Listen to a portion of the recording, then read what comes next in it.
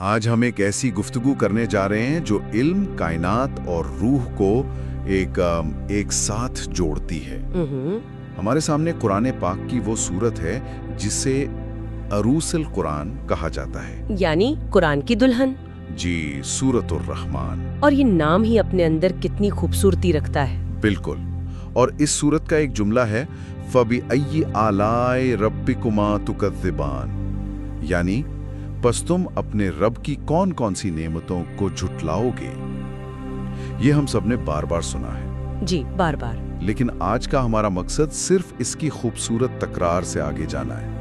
ہم اس کی تہوں کو کھولیں گے اور دیکھیں گے کہ اس کے اندر کائنات کے کون سے راز چھپے ہیں، اور سائنسی حقیقتیں، اور یہ ہماری روح پر کیسے اثر انداز ہوتی ہے۔ تو آئیے اس گہرے سفر کا آغاز کرتے ہیں۔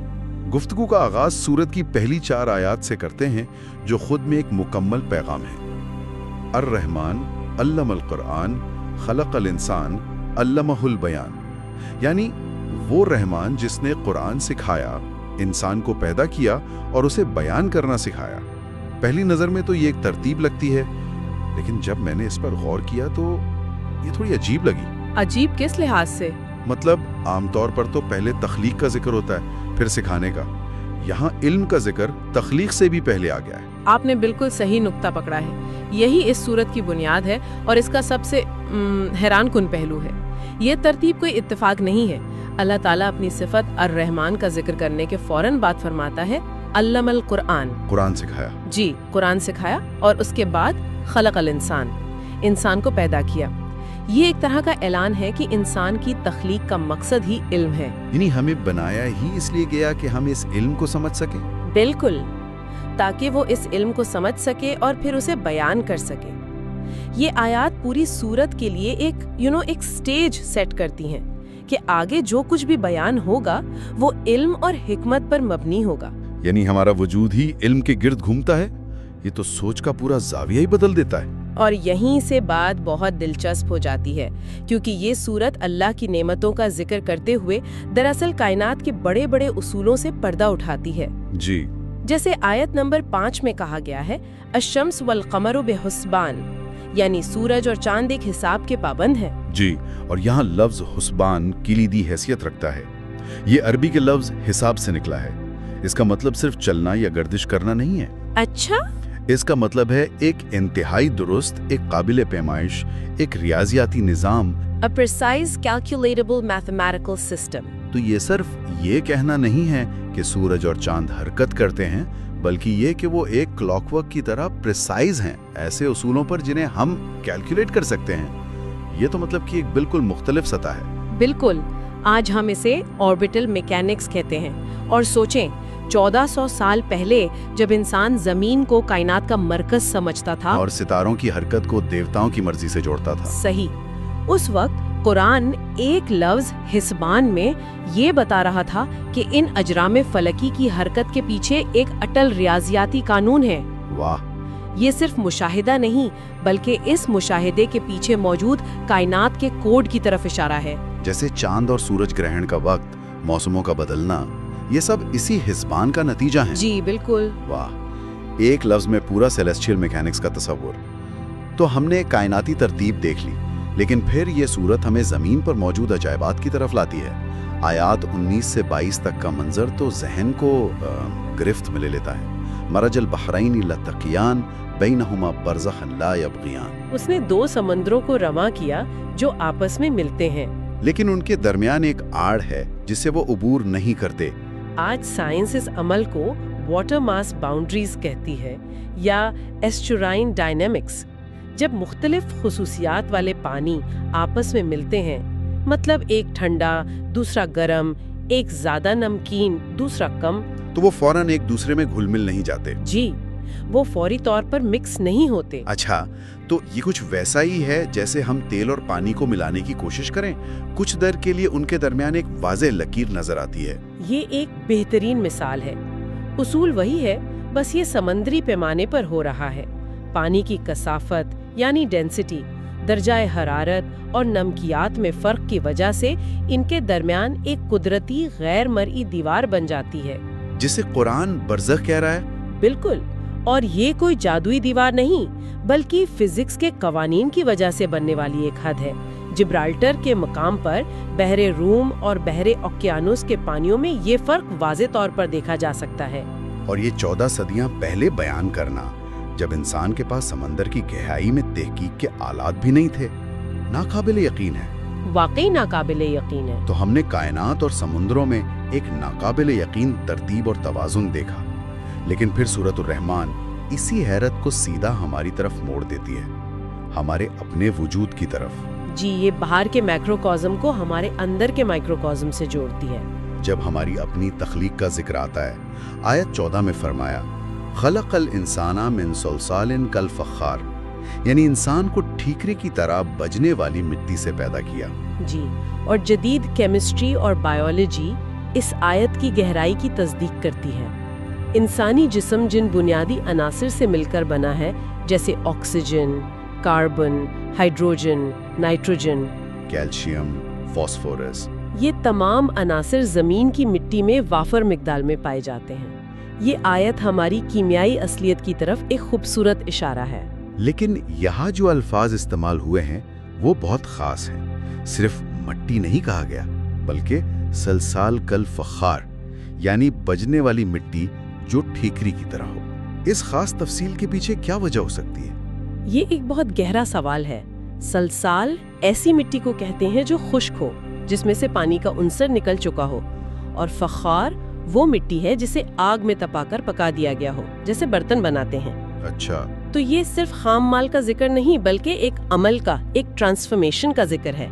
ये उस तरफ इशारा है कि इंसान की तख्लीक सिर्फ मिट्टी के अज्जा को इकट्ठा कर देने का नाम नहीं, बल्कि एक पेचीदा और मुनज़्ज़म अमल से गुजारकर उन सादा अनासिर को एक बाशऊर वजूद में ढाला गया है। तो ये एक तरह से एक मैन्युफैक्चरिंग प्रोसेस की तरफ इशारा है, एक डेलिब्रेट डिज़ाइन, जी, न कि सिर्फ अज्जा के एक ढेर की तरफ। ये वाकई हैरानकुन है।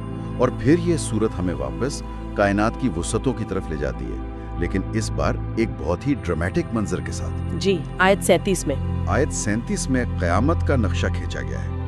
फ़इज़न शक़्क़तिस्समाउ फ़कानत वर्दतन किद्दिहान, यानी जब आसमान फट जाएगा और सुर्ख चमड़े की तरह गुलाबी हो जाएगा। और आज के दौर में ये तशबीह इतनी ताकतवर हो गई है कि रोंगटे खड़े हो जाते हैं। जदीद एस्ट्रोफिजिक्स हमें बताती है कि जब कोई बहुत बड़ा सितारा अपनी जिंदगी के इख्तिताम पर फटता है, जिसे सुपरनोवा कहते हैं, जी, सुपरनोवा, तो खला में गैसों और धूल के वसी बादल फैल जाते हैं, जिन्हें नेब्यूला कहा जाता है। और हबल टेलीस्कोप से ली गई उनकी तस्वीर वाकई जहन को घुमा देती है। वो रंग, बिल्कुल। और जो बात इस आयत को मौजज़ाती बनाती है, वो लफ्ज़ वर्दा यानी गुलाब का फूल का इंतखाब है।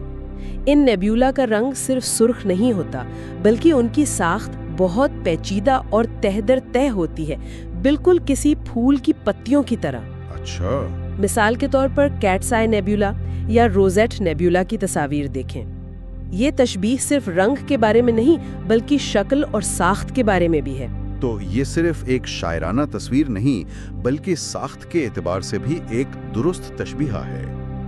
ये तो नाकाबिले यकीन है। इसका मतलब है कि ये सिर्फ उस वाक़े का इल्म नहीं, बल्कि उसके बाद वो चीज़ बाहर से दिखती कैसी है उसका भी इल्म है। बिल्कुल। ऐसा तसव्वुर 1400 साल पहले तो नामुमकिन था। यही उसका मौजिज़ा है। तो ये सब जानने के बाद सवाल पैदा होता है कि इस सब का मतलब क्या है। ये सूरत सिर्फ साइंसी हक़ाइक़ की एक फहरिस्त तो नहीं हो सकती। ज़ाहिर है इसका एक गहरा रूहानी मकसद भी है। यकीनन। ख़ास तौर पर वो आयत जो 31 बार दोहराई जाती है, फ़बिअय्यि आलाए रब्बिकुमा तुकज़्ज़िबान।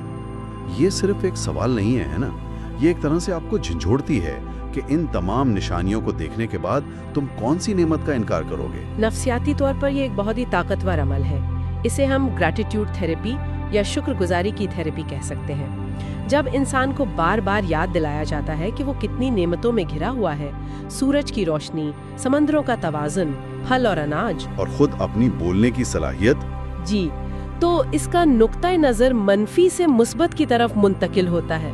ये दिलचस्प है कि एक कदीम मतन में जदीद नफ्सियात का एक बुनियादी उसूल मौजूद है जिसे आजकल लोग ग्रैटिट्यूड जर्नलिंग कहते हैं। ये जर्नलिंग से भी एक कदम आगे है। ये एक फाल रेटोरिकल कॉन्फ्रंटेशन है। ये सवाल तुम कौन सी नेमत को झुटलाओगे आपको एक अंदरूनी ऑडिट करने पर मजबूर करता है। ये बराह रास्त नाशुक्री और कमी के एहसास को चैलेंज करता है, जो आजकल की बेचैनी और डिप्रेशन की एक बड़ी वजह है। बिल्कुल। ये आयत हमारे जहन को दोबारा प्रोग्राम करती है कि वो उस चीज पर तवज्जो ना दे जो हमारे पास नहीं है, बल्कि उस पर दे जो हमें अता किया गया है। और शायद इसीलिए इसे कुरान का दिल कहा जाता है। इसकी तिलावत से दिल पर एक खास नरमी और सुकून महसूस होता है। इसकी क्या वजह हो सकती है? इसकी एक बड़ी वजह ये है कि ये सूरत इंसान को उसके महदूद वजूद और रोजमर्रा की परेशानियों से निकालकर कायनात की लामहदूद वसत से जोड़ती है। अच्छा। जब हम सूरज, चांद, सितारों, समंदरों और तख्लीक की अज़मत के बारे में पढ़ते या सुनते हैं तो हमें अपनी ज़ाती परेशानियां बहुत छोटी लगने लगती हैं। ये एहसास कि हम एक अजीम, मुनज़्ज़म और बामकसद निज़ाम का हिस्सा हैं, इंसान के अंदर मौजूद वजूदी बेचैनी को कम करता है और एक गहरा रूहानी सुकून फराहम करता है। मैंने हमेशा उन लोगों पर थोड़ा शक किया है जो कहते हैं कि आवाज़ की लहरों के जिस्मानी असरात आते हैं। ये कभी-कभी थोड़ा सा स्यूडो साइंस जैसा लगता है। इस नज़रिए के पीछे असल काबिल पैमाइश साइंस क्या है कि इस सूरत की तिलावत मिसाल के तौर पर ब्लड प्रेशर को कम कर सकती है? आपका सवाल बहुत अहम है क्योंकि इसमें साइंस और रूहानियत का संगम है। इसे स्पिरिचुअल मेडिटेशन कहा जा सकता है। जब कुरान की तिलावत एक खास लय और आहंग के साथ की जाती है तो उसके सौती इर्ताश यानी साउंड वाइब्रेशंस हमारे जिस्म पर काबिल पैमाइश असरात मुरतब करते हैं। अच्छा, कैसे? तहकीक से ये बात साबित है कि रिदमिक ब्रीदिंग और पुरसुकून आवाज़ें हमारे ऑटोनॉमिक नर्वस सिस्टम को बराह रास्त मुतासिर करती हैं। ये पैरासिम्पैथेटिक नर्वस सिस्टम को मुतहर्रिक करती है, जिसे रेस्ट एंड डाइजेस्ट सिस्टम भी कहते हैं। यानी वो सिस्टम जो हमें पुरसुकून करता है। बिल्कुल। इसके नतीजे में दिल की धड़कन मुनज़्ज़म होती है, ब्लड प्रेशर कम होता है और ज़हनी दबाव के हार्मोन्स जैसे कॉर्टिसोल की सतह में कमी आती है। तो ये कोई ख्याली बात नहीं, बल्कि इसके पीछे एक बायोलॉजिकल मैकेनिज्म मौजूद है। ये वाकई बहुत दिलचस्प है। और एक आखिरी लेकिन बहुत अहम फायदा, इल्म और गौर फिक्र में इजाफा। जैसा कि हमने शुरू में बात की। ये सूरत इल्म से शुरू होती है। ये सिर्फ पढ़ने के लिए नहीं बल्कि सोचने के लिए नाजिल हुई है। ये कायनात, तख्लीक और फितरत के निज़ाम पर तदब्बुर यानी गहरे गौर फिक्र की दावत देती है। तो ये तजस्सुस को उभारती है। बिल्कुल। जब कोई शख्स इन आयात पर सोचता है कि सूरज और चांद एक हिसाब के पाबंद क्यों हैं या दो समंदर मिलकर भी क्यों नहीं मिलते, तो उसके अंदर जानने की ख्वाहिश पैदा होती है। ये सूरत हमें एक बेहतर मुसलमान के साथ साथ एक बेहतर मुफक्किर और साइंसदान बनने की भी तरगीब देती है। तो सूरतुर रहमान सिर्फ तिलावत के लिए नहीं, बल्कि कायनात को समझने की एक गाइड बुक भी है। ये हमें बताती है कि हमारा रब कितना मेहरबान है और उसके बनाई हुई कायनात कितने शानदार हिसाब से चल रही है। ये साइंस और ईमान को आपस में जोड़ती है और साबित करती है कि ये दोनों एक दूसरे की जिद नहीं, बल्कि एक ही हकीकत को समझने के दो रास्ते हैं। बिल्कुल। और आज की गुफ्तगू के बाद मैं एक सोच छोड़कर जा रही हूँ। अगली बार जब इस सूरत की तिलावत करें या सुने तो सिर्फ अल्फाज पर तवज्जो ना दें। जब समंदरों का जिक्र आए तो उनकी गहराई, उनके रंगों के फर्क और उनके ना मिलने की हकीकत को तसव्वुर में लाएं।